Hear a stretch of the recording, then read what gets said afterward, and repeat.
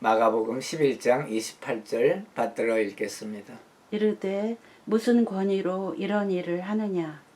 누가 이런 일 할 권위를 주었느냐? 아멘.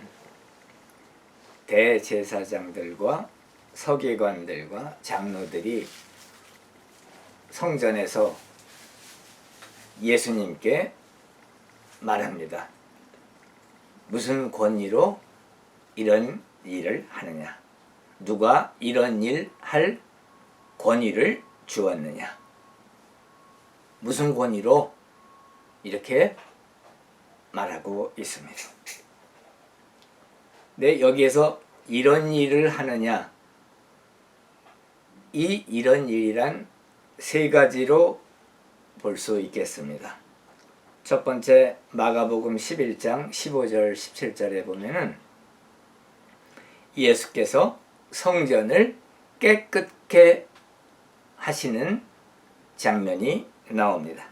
예수께서 성전에 들어가서 성전 안에서 매매하는 자들을 내쫓으시며 돈 바꾸는 자들의 상과 비둘기 파는 자들의 의자를 둘러 엎으시고 아무나 물건을 가지고 성전 안으로 지나다님을 허락하지 아니하시고 이에 가르쳐 이르시되 내 집은 만민이 기도하는 집이라 칭함을 받으리라 하지 아니하였느냐?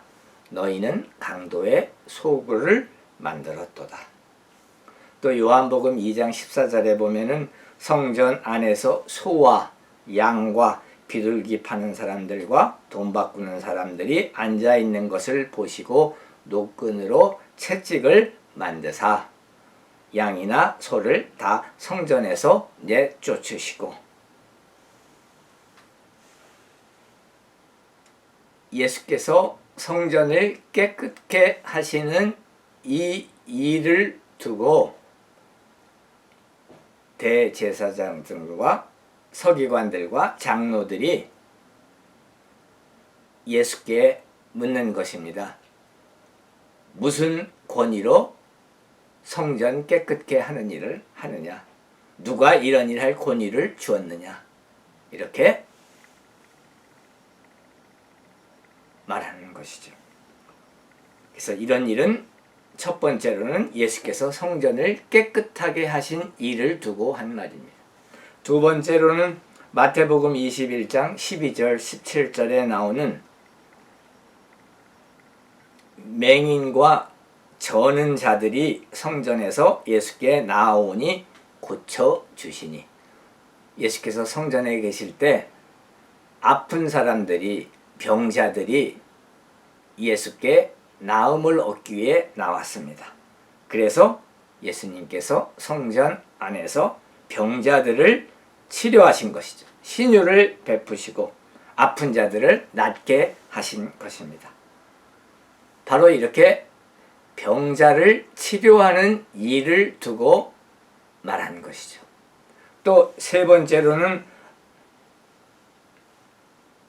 누가복음 19장 47절에 보면은 예수께서 날마다 성전에서 가르치시니 예수께서 캐리그마 하신 것이죠. 하나님 복음, 예수 그리스도의 복음을 선포하고 설교하셨습니다. 그 일을 두고 무슨 권위로 설교를 하느냐 이렇게 말하는 것이죠. 또한 누가복음 20장 1절에서 2절 보면은 예수께서 성전에서 백성을 가르치시며 복음을 전하실세.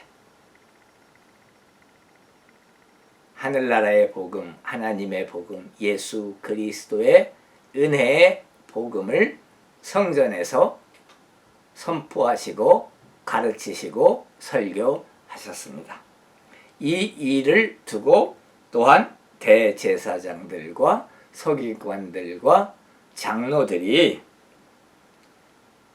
함께 가까이 와서 말하여 이르되 당신이 무슨 권위로 이런 일을 하는지 이 권위를 준 이가 누구인지 우리에게 말하라. 이렇게 말하고 있습니다. 그때 당시 이스라엘 예루살렘에서는 최고 종교 정치 의결기관이 있었는데 그것이 바로 산헤드린 공회의죠. 그래서 이러한 활동들은 공회에서 주지 않는 한 할 수가 없는 그러한 일들이었습니다. 그래서 예수께서 성전을 깨끗하게 하시고 병자들을 고치시고 복음을 설교하시고 가르치신 그 일에 대하여 무슨 권위로 이런 일을 하느냐라고 유대 정치 종교 지도자들이 반문하고 있는 것이죠. 이 얘기는 2000년 전에 예수님 시대의 역사 속에 예수께서 행하신 그 일로만 그쳐서는 안 됩니다. 그때의 그 일을 이제 우리가 엑세제시스, 성경 해석하고 주석하는데 콘텍스트, 그때 당시의 환경과 역사와 문화와 언어와 그러한 것들을 뛰어넘어서 이제 2000년이 지난 오늘날 현대의 그 역사 속에서 예수께서 하신 일이 우리에게 어떻게 적용되는지를 공부하고 그리고 그 공부한 것을 우리 그리스도인들의 매일매일의 생활에 적용해야 하는 것이죠. 그래서 우리가 그러기 위해서 성경을 읽고 성경 공부를 같이 하는 것입니다. 다리를 놓아야 되는 거죠. 브릿지를 놓아서 그 2000년의 갭을 메꿔야 되는 것입니다. 많은 사람들이 교회는 나갑니다. 기도도 합니다. 헌금도 합니다. 찬송도 합니다. 그런데 실제 속마음에는 예수께서 인생을 이렇게 살아라 저렇게 살아라 성령을 통해서 성령께서 말씀하실 때 그 마음속에는 많은 그리스도인들이 외모로는 그리스도이지만 내모에서는 무슨 권위로 예수님이 내 인생에 들어오셔서 이래라 저래라 하십니까? 라는 그러한 태도로 사는 그리스도인들도 오늘날 많이 있습니다. 세상적 욕망 때문에 그렇죠.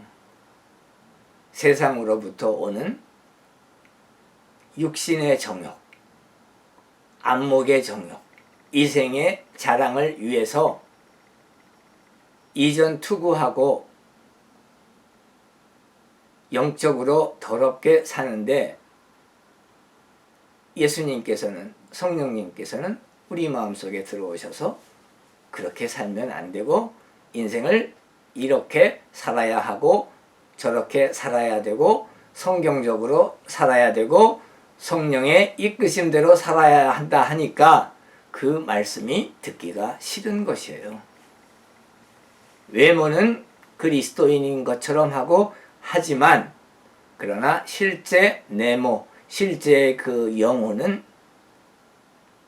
그리스도가 없는 그리스도께 불순종하는 그러한 삶을 살고 있는 것이죠. 마치 2000년 전에 대제사장과 서기관들과 장로들이 예수께 당신이 무슨 권위로 이러한 일을 합니까? 하는 그 태도를 가지고 본인 마음속에서는 투쟁을 합니다. 예수님이 무슨 권위로 내 인생에 이렇게 하라 저렇게 하라 하십니까? 라는 그러한 태도로 사는 외모만 그리스도인들이 아주 많이 있습니다. 우리는 예수께서 성전을 깨끗하게 하신 것을 알죠. 고린도전서 6장 19절에 보면은 너희 몸은 성령의 전이라고 말씀하고 있습니다. 그래서 6장 18절에 보면은 음행을 피하라 그랬어요. 음행, 영어 성경으로 보면은 더 확실합니다. NIV에 보면은 sexual immorality, 성적으로 비도덕적인 행동을 피하라 그 말씀입니다.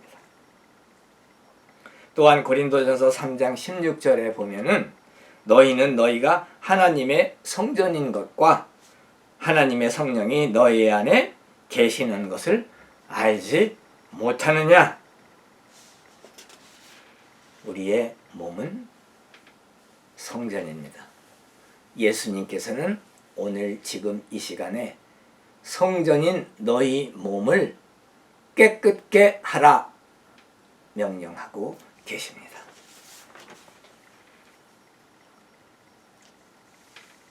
딱딱하고 재미없는 신학 공부는 우리가 계속해서 해야 합니다. 올바른 신학이 오르소독스 티올로지가 결여된 신앙은 잘못하면 미신으로 가기가 쉽습니다. 기복신앙으로 흐릅니다. 또한 인생의 큰 위기에서 믿음이 흔들리고 신앙이 흔들리고 신앙을 버리게 됩니다. 이러한 것들을 피하기 위해서 우리는 반드시 그리스도인들은 신학 공부해야 됩니다.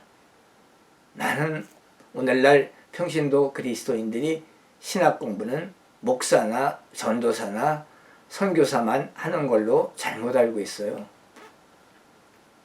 또 목사, 선교사, 전도사가 하는 일과 평신도 그리스도인의 일과는 전혀 별개 다른 것으로 오해를 하는 그리스도인들도 많이 있습니다.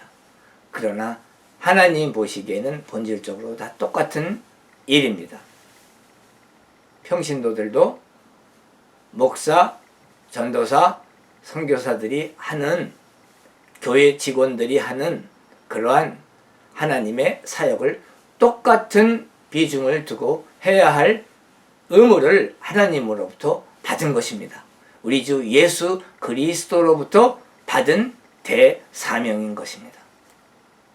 예를 들면 마태복음 28장 18절 20절에서 모든 민족을 제자로 삼아 내가 너희에게 분부한 모든 것을 가르쳐 그것을 지키게 하라. 그 명령은 평신도들도 그 말씀을 수행해야 할 의무가 목사, 전도사, 선교사, 교회 직책을 가진 사람들과 똑같은 의무를 갖고 있다는 뜻입니다.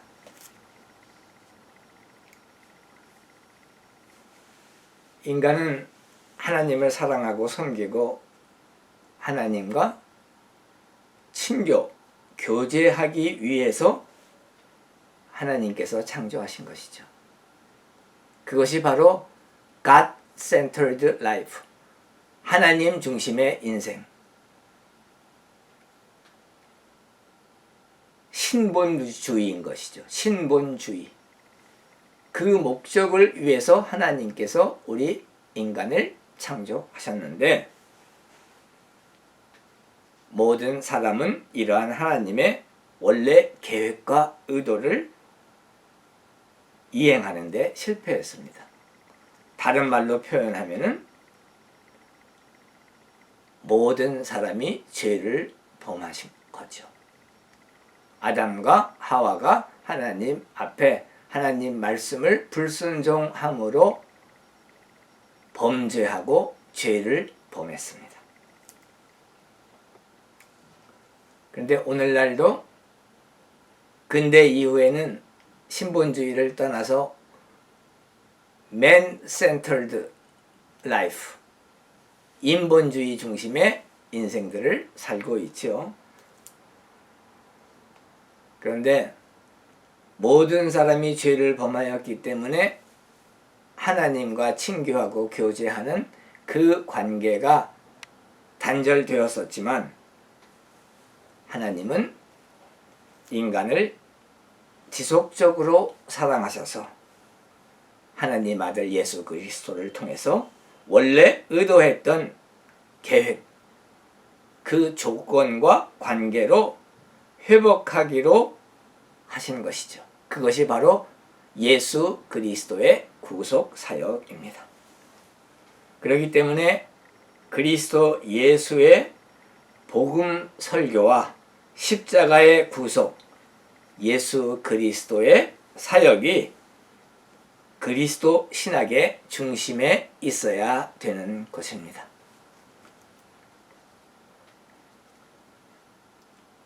처음에 천지 창조하시고 에덴 동산에서 아담과 하와가 살았죠.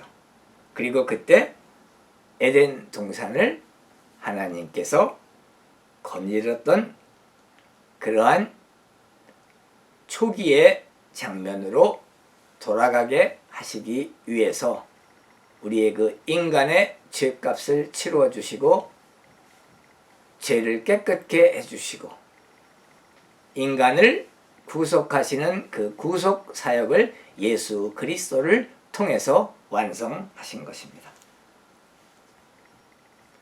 현대 신학자들의 그리스도학의 그 문제를 많은 신학자들이 제기하고 그것을 신학적으로 대답을 얻고자 시도했습니다. 그 의문 제기라고 하는 것은 이제 그 메타피직스 형이상학적인 것이죠. 예를 들면은 어떻게 신성과 이성이 한 사람 안에 공존할 수 있는가? 예수 그리스도는 하나님이시면서 동시에 사람이셨죠. 100% 하나님이시면서 100% 인간이었습니다. 그래서 현대 신학자들은 어떻게 한 사람이 완전한 하나님이시며 완전한 사람일 수가 있는가? 어떻게 한 사람 안에서 하나님과 사람이 공존할 수 있는가? 다른 말로 표현하면 어떻게 예수께서 동시에 하나님이시면서 사람이실 수가 있는가 하는 의문을 제기했습니다. 그리고 많은 그 정통파적 현대 신학자들은 세 가지 방법으로 접근했습니다. 첫 번째 접근은 위로부터 오는 그리스도학입니다. 위로부터 오는 그리스도 학문. 영어로 표현하면 하이 크리스톨로지 또는 크리스톨로지 from the above. 위로부터 오는 그리스도 학문. 그 위로부터 오는 하이 크리스톨로지의 핵심은 무엇이냐고 하면 예수의 지상에서의 삶, 역사적 예수에 관한 그 역사적으로 증명할 수 있는 그러한 사건에 기반을 두지 않는 것이죠. 복음 선포, 캐리그마에 선언되어진 사도들, 제자들의 믿음에 기반하는 것입니다. 절대 믿음이고 절대 충성인 것이죠. 그것이 바로 하이 크리스톨로지입니다. 그 다음에 두 번째 방법의 접근은 무엇이냐면 아래로부터 오는 그리스도 학문입니다. 곧 로우 크리스톨로지, 크리스톨로지 from the below. 아래로부터 오는 그리스도 학문은 실증주의인 것이죠. 증거주의. 영어로 표현하면 토미스틱, 도마의 접근 방법입니다. 역사적 증거에 기반해서 믿음을 확증하는 것이죠. 그리스도께서 무조건적으로 하나님이셨다. 이러한 전제를 달지 않고 그것을 가정하지 않고 역사 속의 예수를 공부함으로 해서 그 역사 속의 예수를 공부하는 과정을 통해서 프로세스의 결과로 예수님이 하나님이다 라는 결론을 내는 방법입니다. 도마가 부활하신 예수님을 만나자 예수님이 하나님이라는 결론을 냈죠. 그리고 그것을 고백했습니다. 그와 같이 도마의 방법으로 그리스도를 접근하는 것을 로우 크리스톨러지, 아래로부터 오는 그리스도 학문이라고 말합니다. 세 번째 접근 방법은 어거스티니안 어프로치죠. 어거스틴은 우리가 잘 아는 것처럼 성 어거스틴을 뜻합니다. 성 어거스틴의 신학적 관점이라고 하는 것은 무엇이냐면 하이 크리스톨러지와 로우 크리스톨러지를 합해서 새로운 접근 방법을 만든 것인데 그의 주장은 믿음이 먼저 앞섭니다. 그렇지만 이성으로부터 그 믿음이 영원히 독립적으로 있을 수는 없다는 것이죠. 곧 믿음은 시작점입니다. 그런데 그 시작점을 통해서 역사적 예수를 바라봄으로 하여 거기에 reasoning, 이성이 있는 것이죠. 그 바로 역사적 이성, historical reason이 믿음과 같이 있을 때에 예수 그리스도가 하나님이라는 결론에 다다른다라는 그러한 접근 방법인 것이죠. 복음 선포하고 설교하고 치료하는 억눌린 자를 해방하는 그리스도에 대한 믿음이 있을 때, 곧 믿음과 이성이 합하여서 그러한 신학적 관점으로 접근할 때에 예수가 하나님이시다 라는 결론을 낼 수가 있다는 것입니다. 예수의 지상에서의 역사적 사실의 데이터를 종합해서 역사 속의 예수를 더 이해하고, 다른 말로 얘기하면 믿음이라는 안경을 쓰고 역사 속의 예수 그리스도의 행적을 봄으로 말미암아 예수께서 하나님이라는 결론을 낼 수 있다는 접근 방법인 것입니다. 곧 역사적 이성은 믿음에 대해서 확신을 준다는 뜻이죠. 역사 속의 예수와 역사의 그 사역의 예를 들면 첫 번째로 예수님이 십자가에 달려 죽으신 후에 장사되셨는데 예수님의 무덤이 비어 있었습니다. 안식 후 첫날 예수께서 부활하시며 예수님의 무덤이 비어 있었죠. 예수 그리스도의 무덤이 비어 있었다는 것은 예수께서 부활하셨다는 뜻을 얘기하는 것이죠. 그것이 바로 역사적 이성인 것입니다. 곧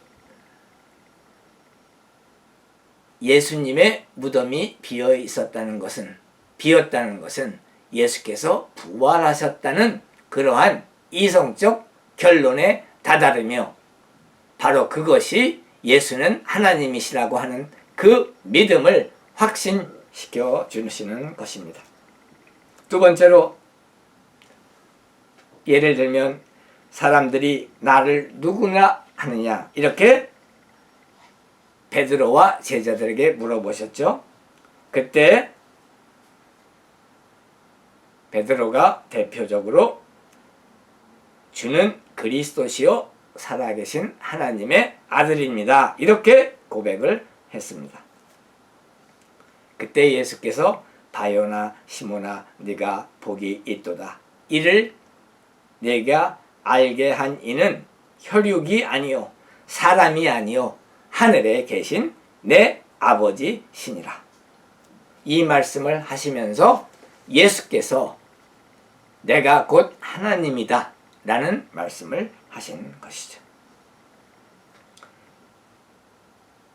또 세 번째 예를 보면은 누가복음 7장 19절에 보면은 당신이 바로 그 오실 자입니까? 아니면 다른 사람을 기다려야 합니까? 침례 요한, 세례 요한이 이 질문을 하기 위해서 두 제자를 예수께 보냈습니다. 그리고 그 질문을 받은 예수께서는 이런 대답을 하십니다. 예수께서는 그가 하시는 일들을 가르치시며 본인이 메시아인 것을 밝히신 것이죠. 역사 속의 예수님의 행적입니다. 누가복음 7장 22절 예수께서 대답하여 이르시되 너희가 가서 보고 들은 것을 요한에게 알리되 맹인이 보며 못 걷는 사람이 걸으며 나병 환자가 깨끗함을 받으며 못 걷는 사람이 걸으며 죽은 자가 살아나며 가난한 자에게 복음이 전파된다 하라. 바로 이 역사 속에 예수의 사역을 얘기하라고 그랬습니다. 바로 이 사역을 통하여서 이 역사 속에 예수님의 행적을 통하여서 그리스도에 대한 믿음이 확증된 것이죠.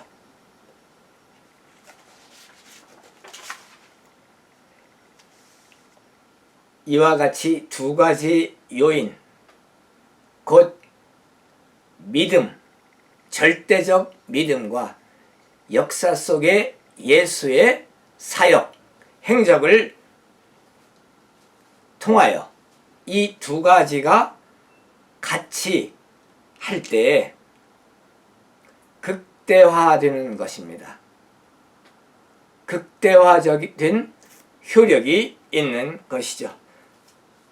복음 선포하는 그리스도가 역사 속에 예수 안으로 들어가는 문을 여는 열쇠인 것입니다. 예수 그리스도의 역사적 사역, 역사적 행적을 알기 위해서는 성경적으로 올바르게 하나님이 뜻하는 바대로 알기 위해서는 절대적 믿음이 필요하고 그 절대적 믿음이라는 안경을 쓰고 그리고 그 절대적 믿음이라고 하는 키를 가지고 예수 그리스도의 역사적 행적을 열어볼 때 그리고 그 안에 들어갈 때 예수 그리스도의 역사적 사역이 예수 그리스도의 그 역사가 우리의 절대적 믿음을 확신케 하는 그러한 확신을 주는 절대적 요소가 되는 것이죠. 예수 그리스도는 하나님의 아들입니다.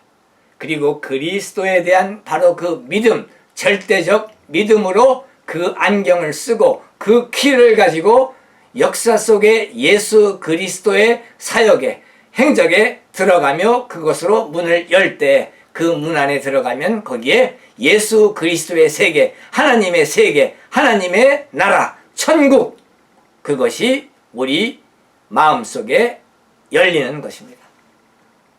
그럴 때 우리가 진정으로 예수 그리스도를 하나님의 아들로 믿으며 하나님으로 믿게 되는 것이죠. 하나님이 문자적으로 사람이 되셨습니다. 하나님이 사람이 되셨습니다. 그것이 바로 예수입니다. 예수께서 하나님의 아들이라고 믿는 믿음이 역사 속에 예수를 이해하게 되고 성육신을 제대로 이해하게 되는 것이죠. 성육신, 하나님이 사람이 되었다. 인카네이션이죠. 우리는 그러한 절대적 믿음을 예수 그리스도께서 역사적으로 행하신 그 사역을 통해서 이성적으로 확신하게 되는 것입니다. 바로 그것이 예수 그리스도의 제자들, 사도들이 믿었던 것이죠. 우리도 그와 같은 사도의 믿음, 제자들의 믿음을 공유하며 그 믿음을 같이 합니다. 할렐루야. 예수께서는 드러내놓고 공공연하게 본인이 하나님이라고 하는 것은 말씀하지 않으셨어요. 예수께서 내가 하나님이다 이렇게 직접적으로 공개적으로 드러내고 말씀하신 적은 없습니다. 그러나 우리 주 예수께서 하신 그 말씀들은 하나님이 아닌 분이 할 수 없는 권리 주장들을 하셨기 때문에 예수께서는 하나님이시다, 우리가 그렇게 믿는 것입니다. 예를 들면은 마태복음 13장 41절에 인자가 그 천사들을 보내리니, 누가복음 12장 8절 9절 15장 10절에 보면 누구든지 사람 앞에서 나를 시인하면 인자도 하나님의 천사들 앞에서 그를 시인할 것이요, 이와 같이 죄인 한 사람이 회개하면 하나님의 천사들 앞에서 기쁨이 되니라.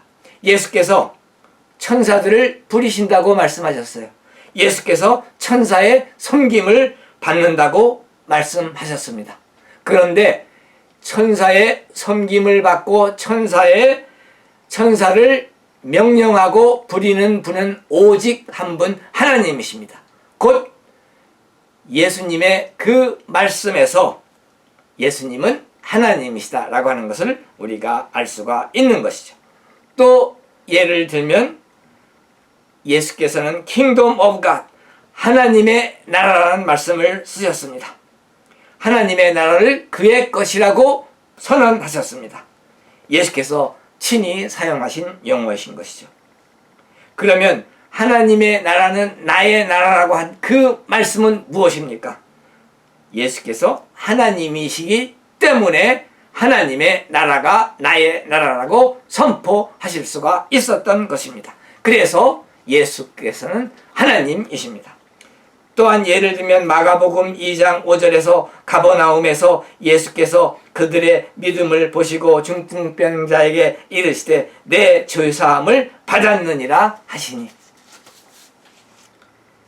그때 서기관들 바리새인들이 말했습니다. 하나님만이 죄를 사할 수 있는데 예수가 신성모독을 한다, 이렇게 비난을 했죠. 그런데 죄를 사해주는 그 특권, 권세, 권위는 하나님의 특권이고 하나님만의 특권인 것입니다. 죄를 사해주는 그